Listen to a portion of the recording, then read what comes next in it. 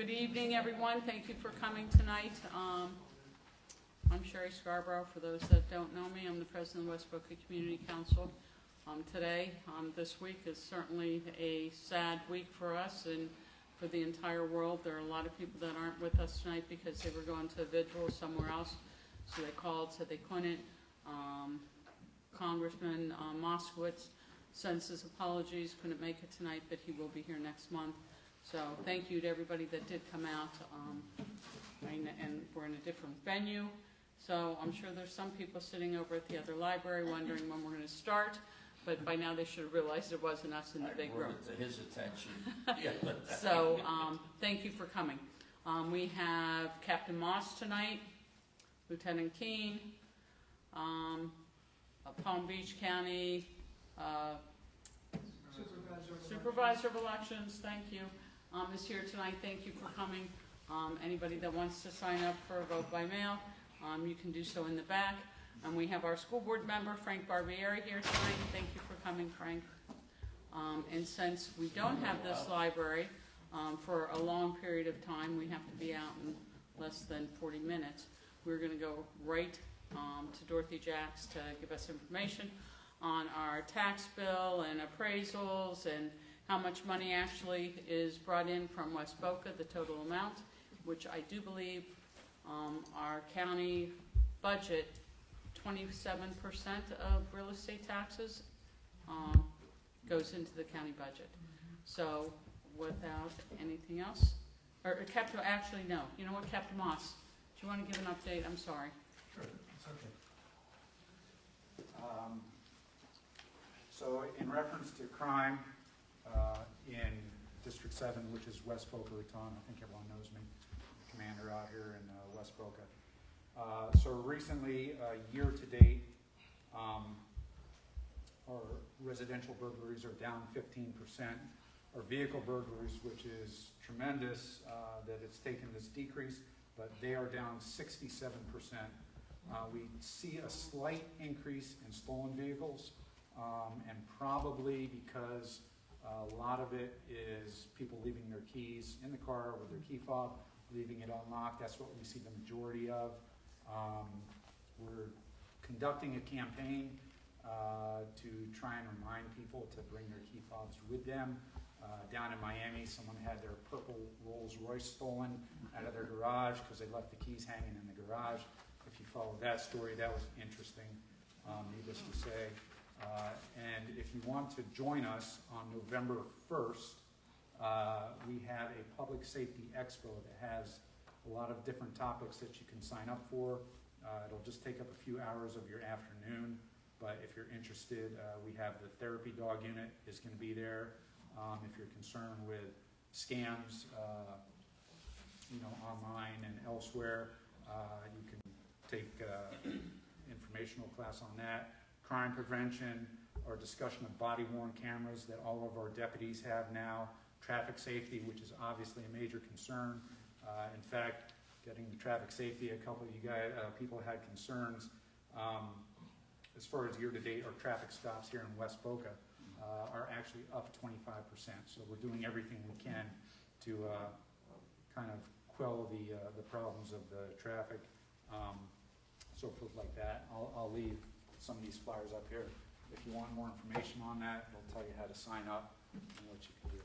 We'll actually be emailing that out to everybody on the expo within the next probably week or two. I know we sent out one, but we'll be sending out another. Okay. In regards to any of our, and I'll just, before someone asks the question, I'll just put it out there, and then if you have a question, you can let me know. In regards to the current situation internationally in Israel, I can guarantee you that the Sheriff's Office here for the Palm Beach County, safety is our main concern. Just in West Boca alone, since the attacks in Israel on Saturday, we've increased our patrols at all the places of worship, synagogues, and other religious institutions. Just here alone, today's Tuesday.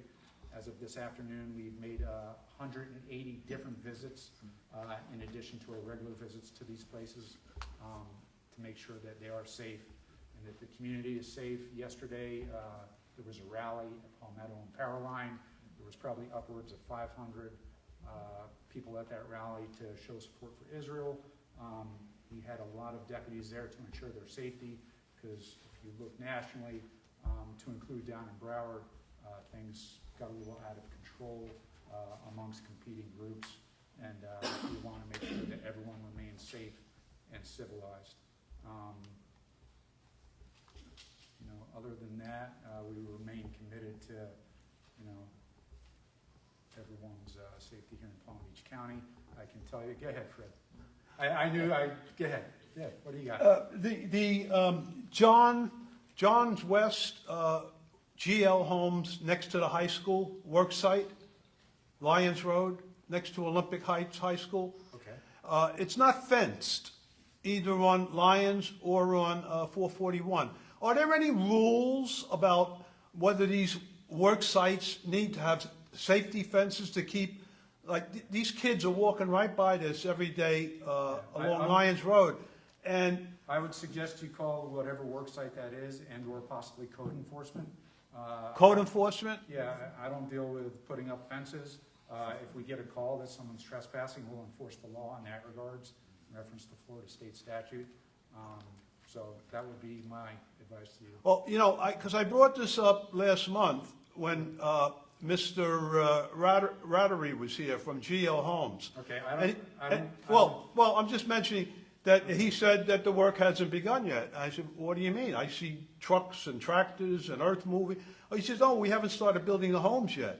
Okay. So I don't understand the distinction.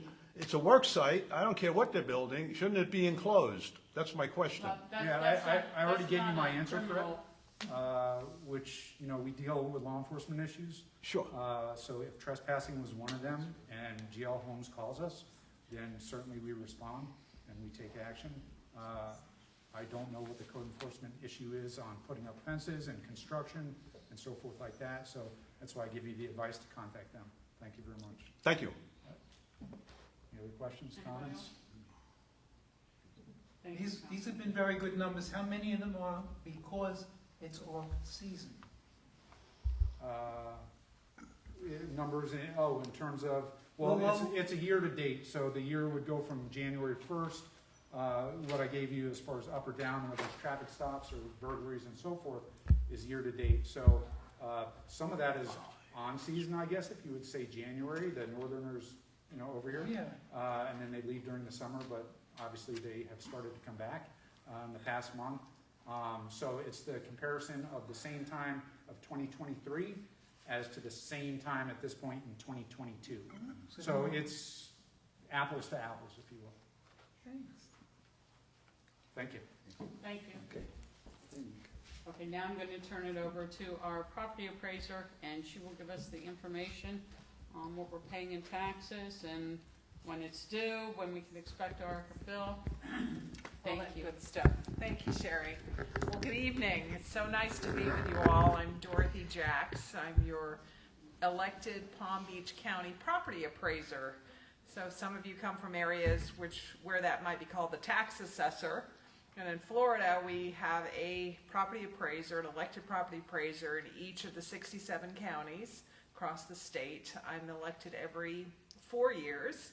And I'm serving my 7th year in office at the moment, although I've worked in the office for, believe it or not, 35 years. Yeah, I started when I was 11, if you're doing the math, so you know. No, but I love the work. I worked up from the bottom, and it's been fascinating the whole time. I really love the tax policy of it, and I enjoy being a public servant. I think it's an important thing to do. I think it's something that's underappreciated. Not by you so much, because I think you appreciate public servants who are doing their job and getting it done and accomplishing the work that we have to accomplish. But certainly, it's been my enjoyable career. I am what's called a constitutional officer, which means I'm separate and apart from the county commission.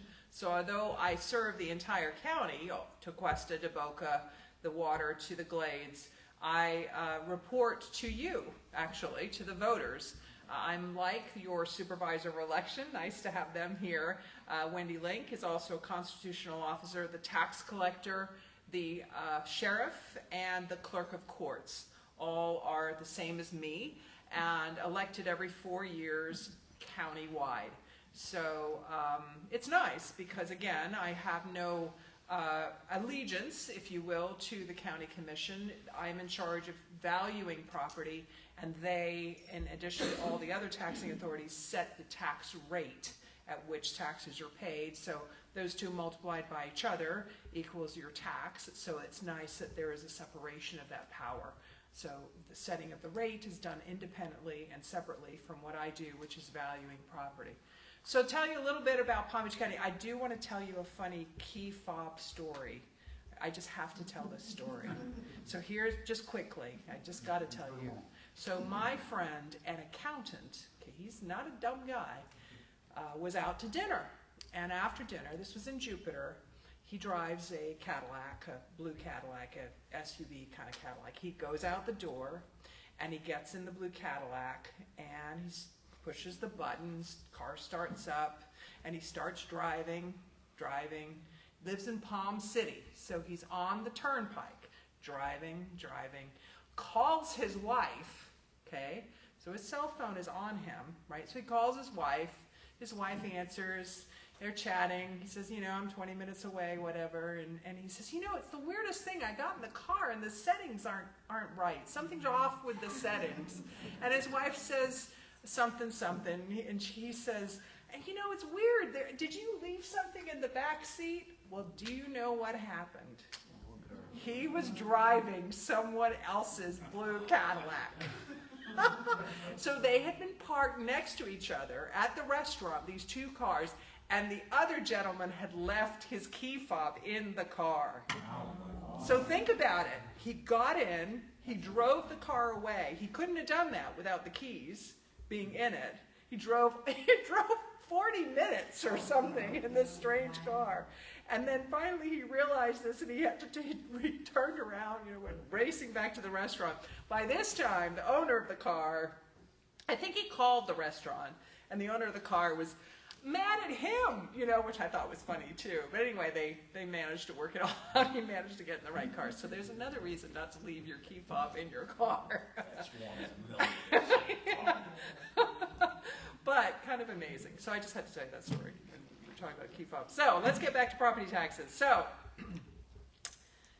property valuation in Florida.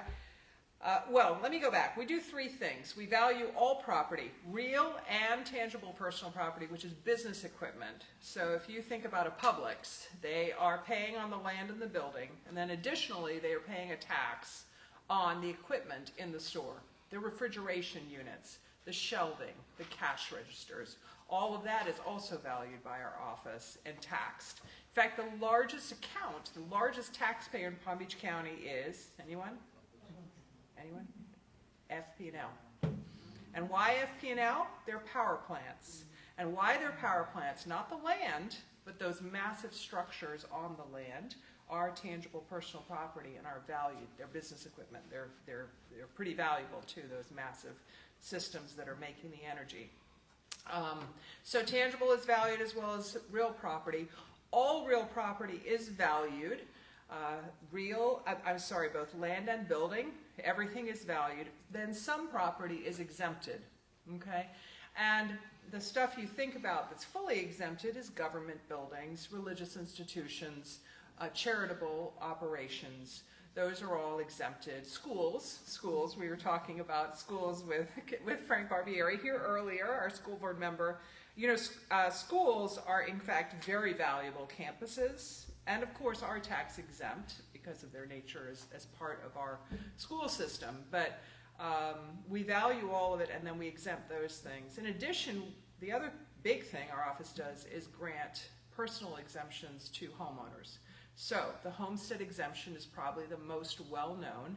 Homestead exemption is granted to anyone who makes Florida their permanent home, right?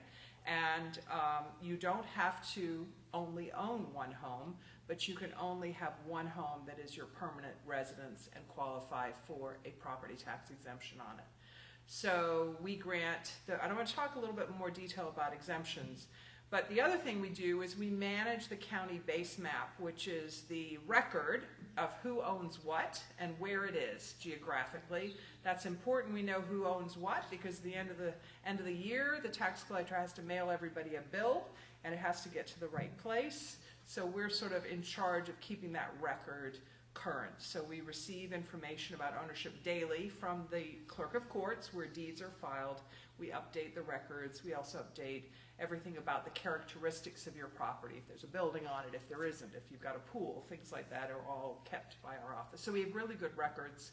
And I tell you that because our website is excellent. You can access all of those records, property records, through our website pop-up.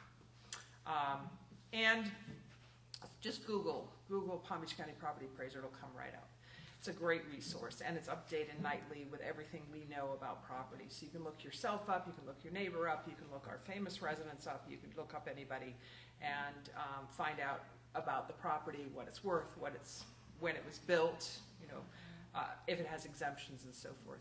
But I want to talk a little bit about West Boca and about what there is here, because I really do think that this area, not only is it growing by leaps and bounds, but as Sherry mentioned, the contribution to the countywide tax base is pretty immense. 27% of the county's value, as it were, is in this large developed area at the southwest end of our county. I'm not really sure, honestly, that everybody appreciates that. Certainly in West Palm Beach, a lot of people think West Palm Beach is very important, and West Palm Beach is important. But there are so many other areas of our county, including obviously West Boca, but even West Del Rey, West Boynton, all of the areas sliding up the middle of what is now the middle of our county. In the old days, it used to be the western side of our county, but we keep creeping a little bit further and further west. Have brought tremendous value to the county, in addition to obviously providing homes for many, many people who come here all the time. We're now 1.5 million people in Palm Beach County. Our value, and countywide value, went over $430 billion this year. I suspect by 2020, next year, when I come back, it'll be over $500 billion. So we'll pass that mark. We passed Broward County in value 2 years ago. This is our second year of being more valuable than Broward County, which seems surprising even to me. I checked it, and checked it again. But if you think about it, Broward County is really hemmed in on the western side by the Everglades. So when you drive down the western side of Broward, down the Sawgrass Expressway, you can see that very clearly. On your east side, there's building, and on your west side, there's this gorgeous, lovely Everglades. So Broward County isn't going any further west. They have really filled their borders north to south and east to west. So they only can build up.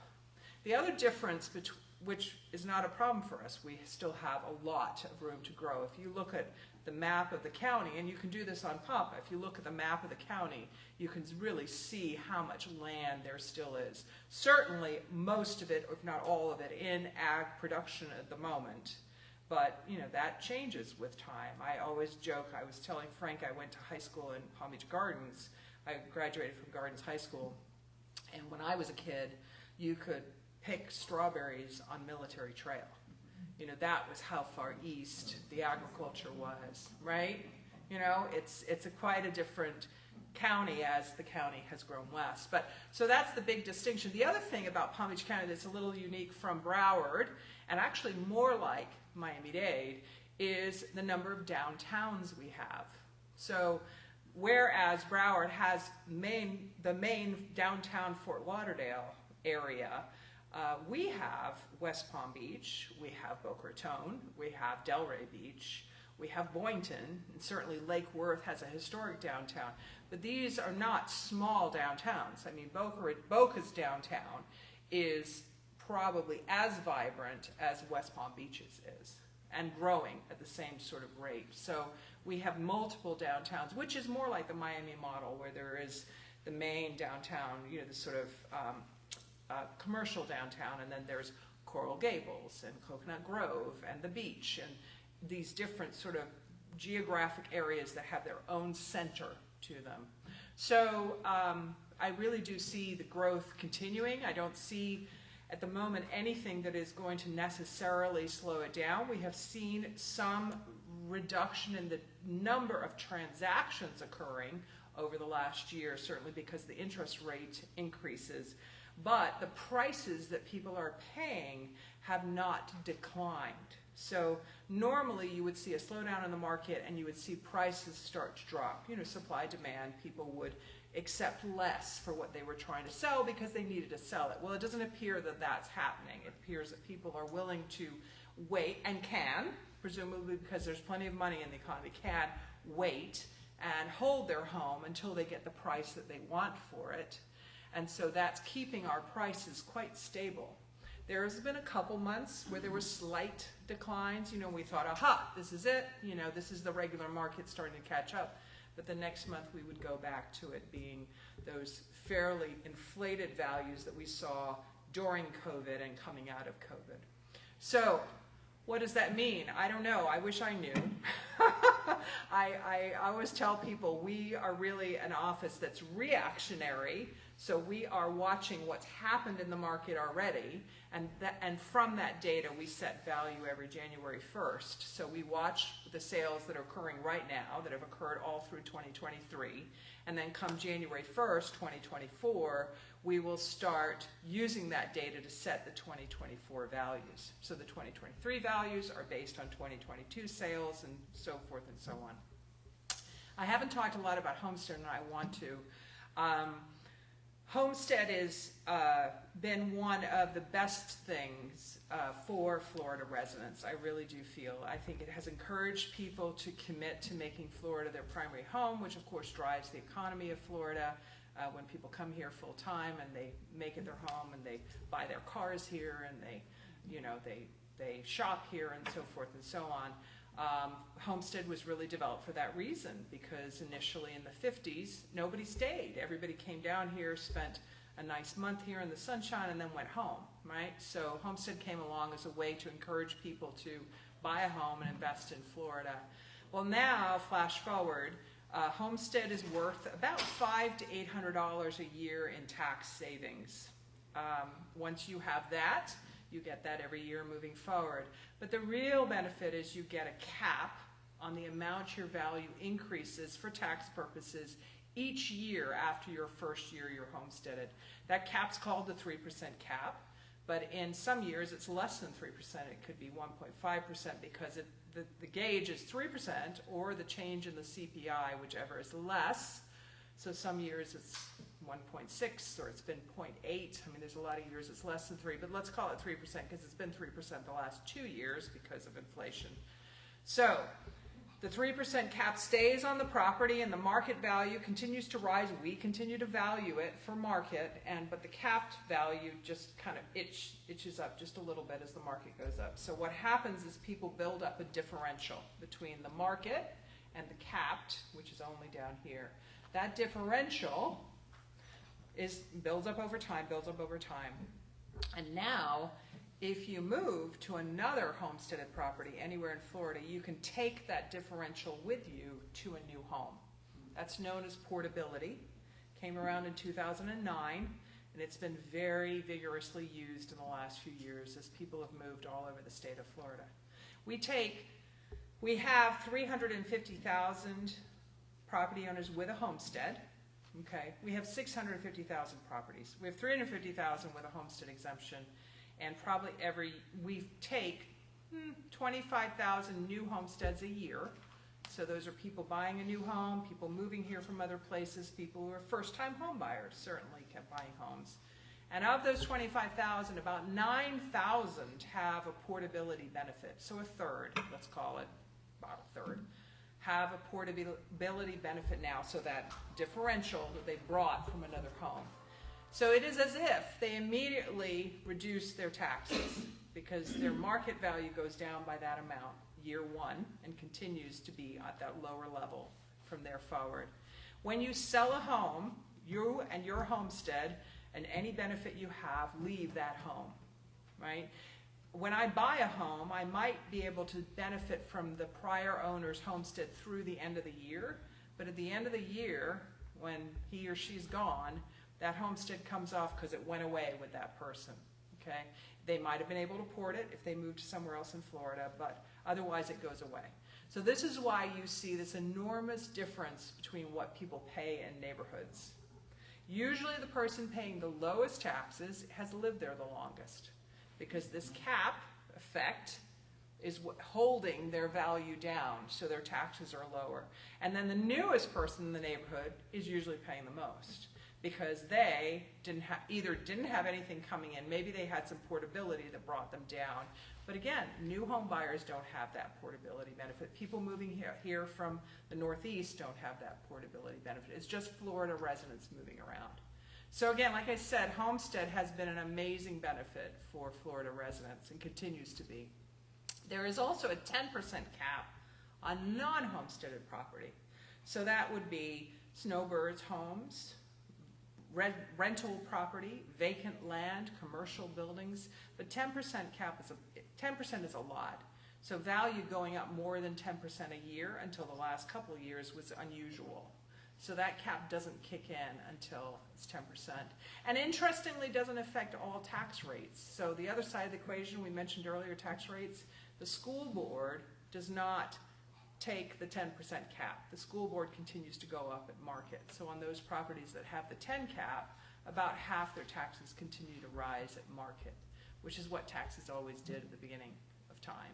But now with the caps, they're really impacted.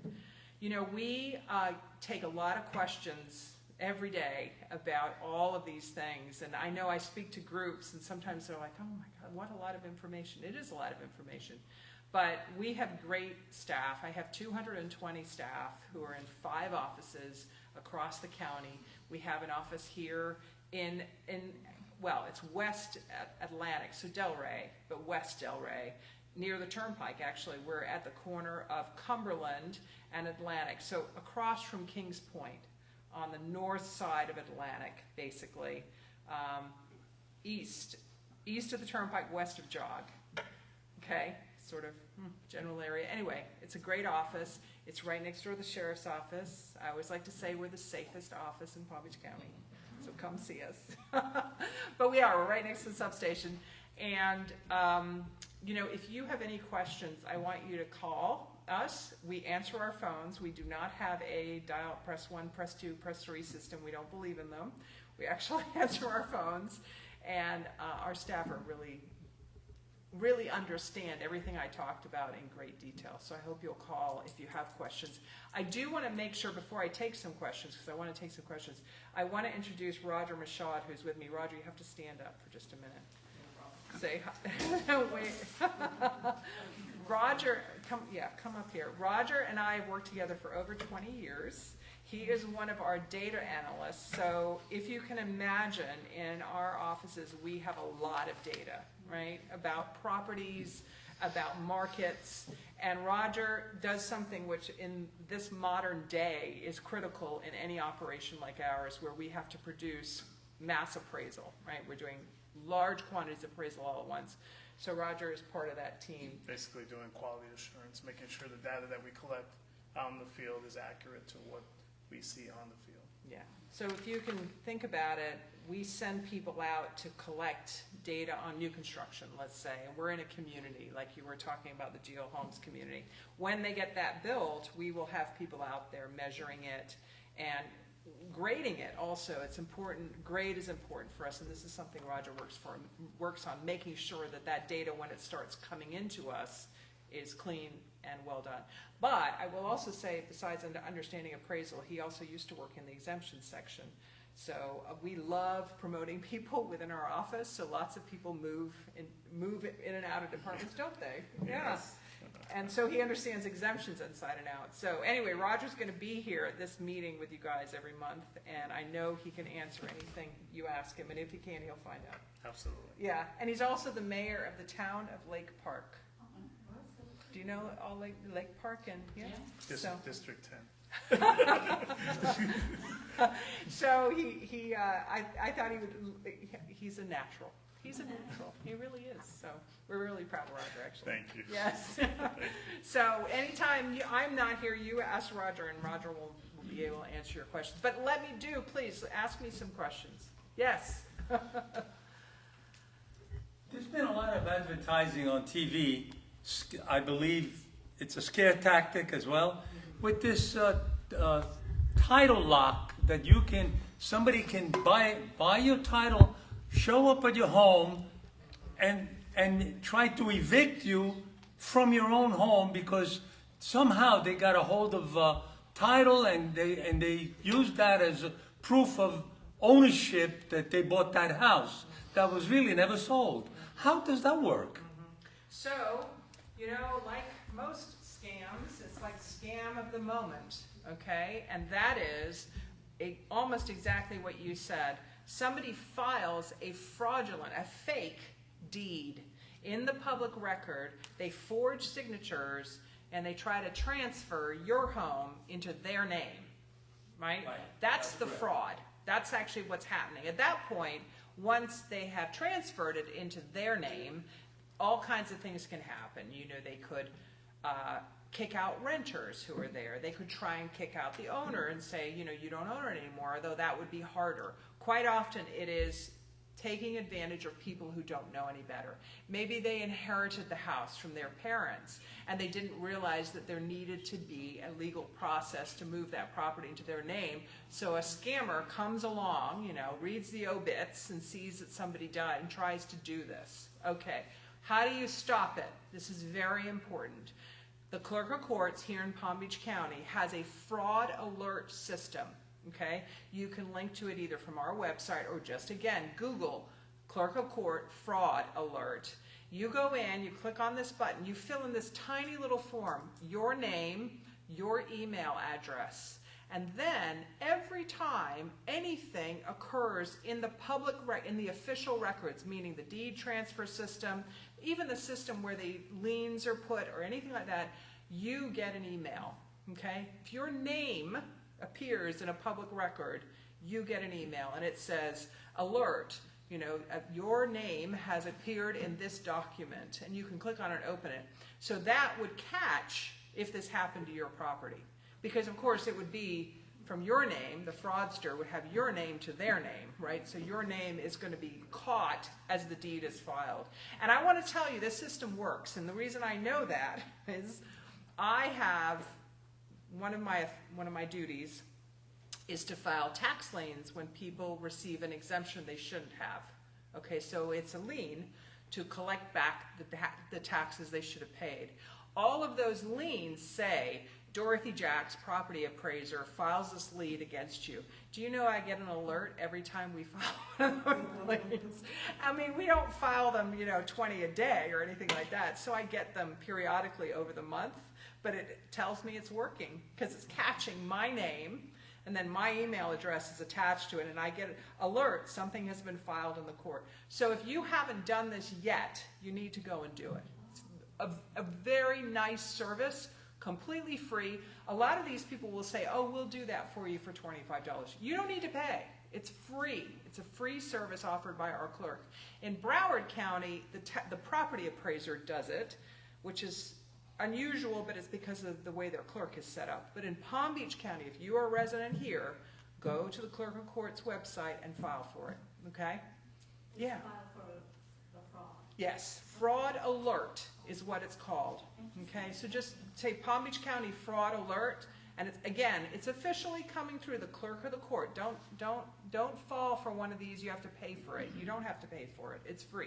Any action that you take in the court's gonna come up with that? Yes. Okay. Yes. So if you had any other reason to have a court record, it will flag you. And again, it's not annoying. It's just a little email, So for instance, if you were, I don't know, if you had to lien somebody, or you had to, I think it'll pick up divorces, it'll pick up anything, any action where your name is on a record.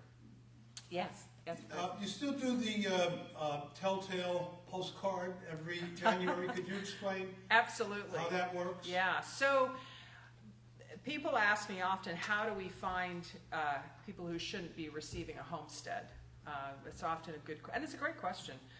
There's a number of different ways, but one of the important ones is every January 1st, we mail every homesteader in Palm Beach County a little pink postcard. And all it says is, we are going to automatically renew your homesteads unless we hear from you, right? If something's changed, call us. But, you know, probably 95% of the time, nothing changes. So most people just say, great, put it in their file, we keep going. If that postcard that's mailed to you, if you are not there, meaning you have forwarded your mail, okay? Not that you're just not there because you're on holiday, but if you forwarded your mail to Massachusetts because you're in Massachusetts, the card comes back to us. It doesn't follow you. It doesn't get forwarded. It actually comes back to us. We pay the post office an extra fee to do that. So it returns to us. We now have the little yellow sticker that says forwarded to Massachusetts, okay? So what we do then is we collect all those cards, and believe it or not, we get about 12,000 of them a year, okay? It's a lot. What percentage of them are frauds?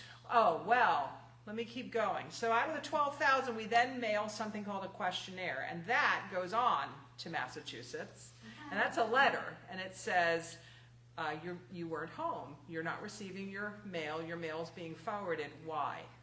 Okay? And it asks a few questions. Are you still a Florida resident? Do you still have a Florida driver's license? And so forth. And is it your intent to return home? Because what happens is a lot of people, they're in Massachusetts because their daughter had a baby and they need to help her out for 3 months. Or they had surgery and they needed to be with family. Or they went on a big, world cruise and they were, they had their mail forwarded. So if they write us back and say, yeah, I'm XYZing, whatever that reasoning is, and I am coming home, and Florida remains my permanent residence, then we just put that card to the side. But a lot of them we don't hear from, right? We don't hear from close to 6,000 a year. So we pull their homesteads. And we send them a denial. Now, it's a very formal process. We send them a denial and say, we are now denying your homestead. If there's any reason why we shouldn't, now is the time, if they might have just taken that letter and kind of, So now then they reply. Are there any penalties? Oh, sure. So that's the one way, and that's a very clean way, and we remove about 6,000 a year. Now, there's a lot of other things we're doing. One is, whenever you come to the counter, we ask you your last address, and we will make sure that your homestead was removed from that address. We will ask you if you were in New York, or wherever you were. We'll contact wherever you came from ourselves. All over the nation, all of the property appraisers talk to one another. We'll contact your last, and we'll say, is Mr. Jones receiving any residency benefit in your community? And again, it's residency benefit. It's not necessarily called a homestead. Like the one in New York is called the STAR, right? STAR exemption, which is for school tax relief, but it requires that you be a resident of New York to get it. So it's any residency-based benefit. And if they say, yeah, they still have it, well, then we let that person there know, you've got to get rid of your STAR before you can have Florida homestead. And they do. They send them a notice and say, please remove my STAR. And then as soon as we hear that it's been done, we grant the homestead here. So that happens. They could get it here and then go back to New York and file for it again.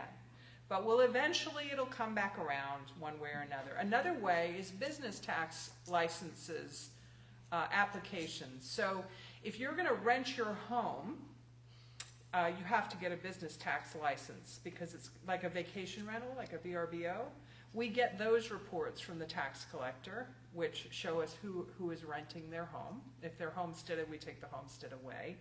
And the penalties, we do sometimes, another good one is utilities, water utilities. So water departments, whether it's Palm Beach County's water department or Seacoast or any of the city's water departments, when somebody comes in and says, I just rented 222 Main Street, right? The clerk at the water department looks up 222 Main Street in PAPA, in our database, and sees that 222 Main Street has a homestead exemption that belongs to the owner. But in front of them is somebody who's renting, right? So then the water department lets us know. you see? And then we pull a homestead based on that water exchange, right? So there's a number of different ways it happens. All of them are pretty serious. We collect back the taxes that were not paid for the duration of the homestead being received and not qualified for. Okay, so that could be, we can go back up to 10 years. We also collect back a 50% penalty and 15% interest per year. Wow. So the number can ratchet up pretty fast. Can you seize property? No, all we can do is file the lien in the courts, or the person can pay, and many people do. Interestingly, we send a letter to the person and we say, this is what we've discovered. You owe $5,000 in back taxes, and we show them how arrived at it. And most people pay. Interestingly, it's almost like a kind of games up kind of thing. Because we don't immediately file the penalty in the lien. We tell them, if you don't pay, we're going to file the lien and you will owe X amount more, right? So, but some people don't, and then we file the lien, and when the property sells, we become the first lien on the property. So we'll get the taxpayers will get their money. Are there criminal liability on this? No. No. I Not mean, prosecuted. there is, but it's a very, it's almost not worth pursuing. It is fraud, it is. It is fraud, and we could report people to the state attorney, and he could decide if he wanted to pursue it. But honestly, I think the financial implication is pretty severe. And usually people, like I said, probably 80 to 85% pay right away. Yeah, Sherry, I know I need to stop talking too. Unfortunately, this library closes at 8 p.m., so we have to wrap up quickly. But I have the last question, and that is, you've been working on a project for us for a long time, Yes. for months now, Yes. on the tax or the appraised value of the communities that are in the West Boca Community Yes. Council. Yes. Is that project complete?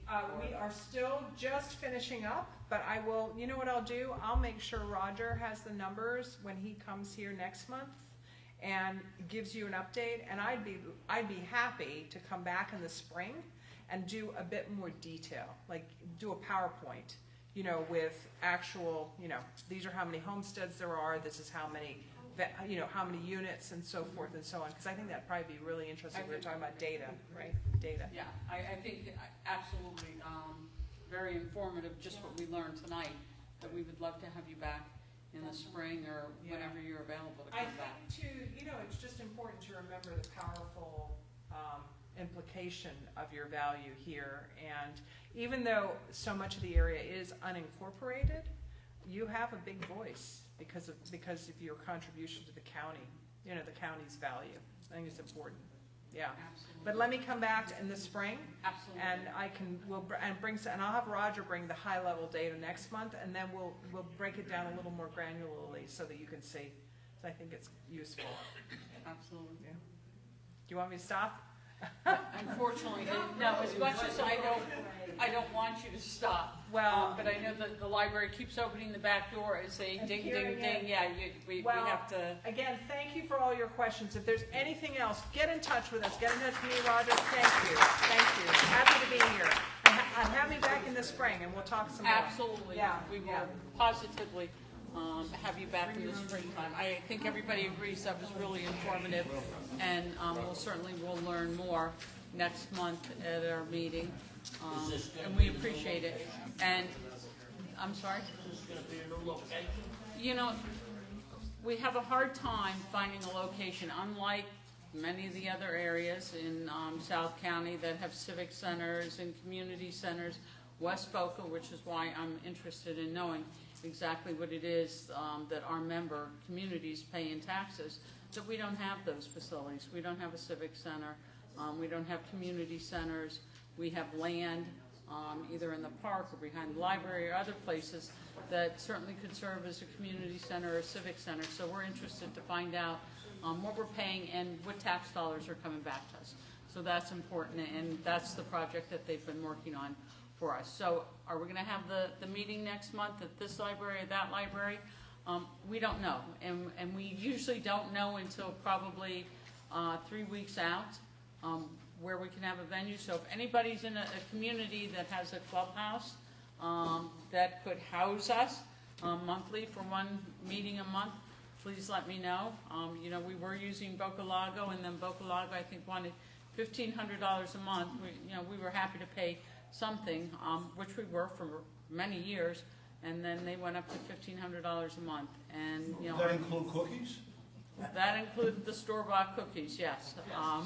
But it's certainly, I don't think that that's what the community members actually pay for, is for us to pay $1,500 to use a room for a few hours. So hopefully next month we will be, well, who likes this library? I actually think I like this room better. The only downfall is that we have to be out by 8. The times. So, so we will try and get the other library for next month. Will they have another function?